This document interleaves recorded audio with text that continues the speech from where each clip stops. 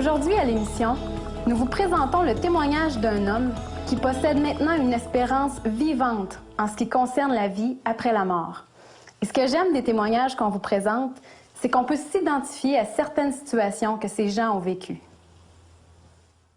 Salut, mon nom c'est Pierre-Luc, j'ai 25 ans et je suis technicien ambulancier paramédic depuis 3 ans. Je suis né dans une famille catholique à César où je n'ai jamais manqué de rien. J'avais de bons parents et une grande sœur pleine d'amour pour moi. Mais c'est en vieillissant que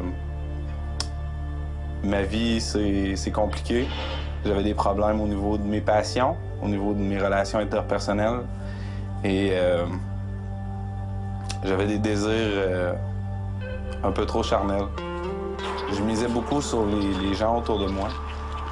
Puis sans être parfait, veux pas, j'avais certaines déceptions envers eux. Sans rancune non plus.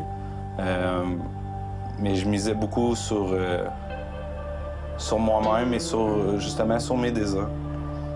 Je vivais des combats et tout cela en vieillissant, j'ai décidé de devenir ambulancier paramédic. Mon travail m'amenait beaucoup à poser des questions à propos de la dépression, des abus de drogue, des abus d'alcool, de la violence, puis aussi de la mort. Puis je croyais qu'il n'y avait rien après la vie. J'ai fait une dépression moi-même. Puis suite à un temps de réflexion et même des idées suicidaires, un temps de période noire, j'ai rencontré quelqu'un qui m'a montré que je pouvais m'intéresser à quelqu'un d'autre que moi-même. Puis cette personne-là était Dieu, l'Éternel de son nom, le Dieu de la Bible, le Dieu de l'univers, le Dieu créateur. Puis c'est là que j'ai réalisé que j'étais hors ses standards, que ses standards étaient tellement hauts, que ses demandes étaient tellement exigeantes envers l'homme. Parce que, étant donné qu'il est le créateur, il veut pas, il connaît sa créature, puis ses demandes sont assez exigeantes. Mais l'homme, égoïste comme il est, mais j'ai réalisé que j'étais même pas à la hauteur de cet être suprême.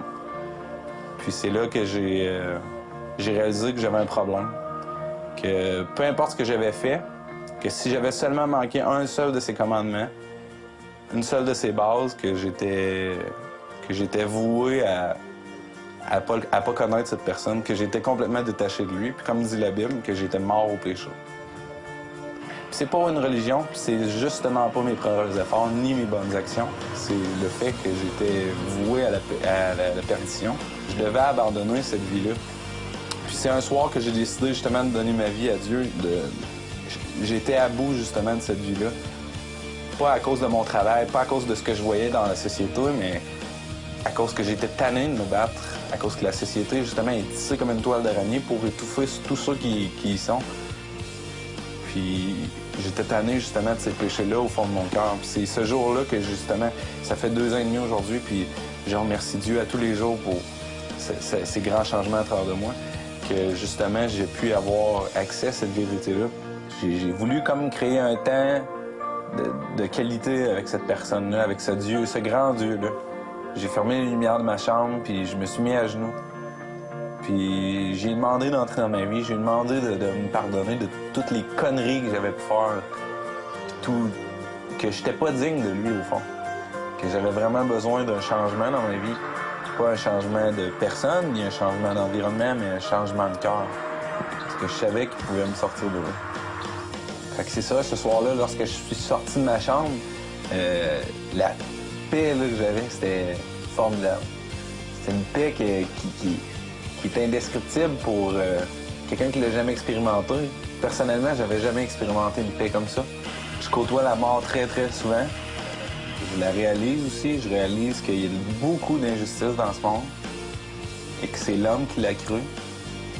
Mais mon espérance envers la vie éternelle, puis ce que le Seigneur m'a promis, puis les promesses qui se sont accomplies, je peux affirmer à 100 000 % que j'ai plus peur de la mort.